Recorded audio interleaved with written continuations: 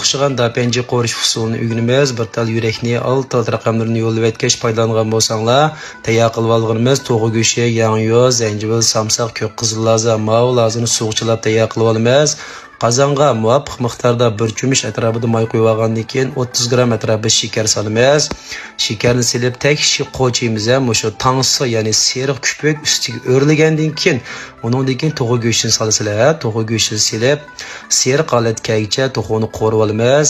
Keyindan 10 gram atrofida xo'jav solamiz. Xo'jav silib birdam qo'rib etgandan keyin beshidan muvofiq miqdor tuz solib qo'yamiz.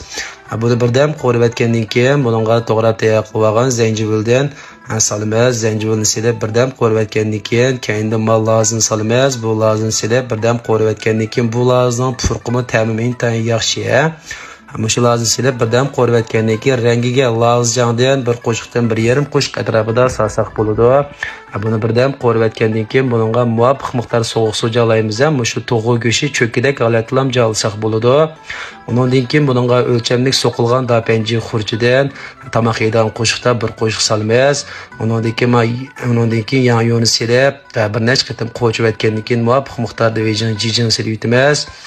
Undan keyin tuvoqning og'zini yepib 8 minut atrofida dumlaymiz. Vaqt to'shqandan keyin so'ng piyoz, samsoqlarni solamiz. Buni silib 2 minut atrofida qaynatib etgandan keyin oxirida ko'k qizil laza, shanxiychanglarni solamiz. Buni 1 minut atrofida qaynatib etgandan keyin muvofiq miqdorda ochiq suv qo'yib iste'mol qilsak bo'ladi. Bugun olgan bo'lsanglar, meni go'njo qo'yinglar, haqsiz yurakni alt raqamlarini yo'llab qo'yinglar.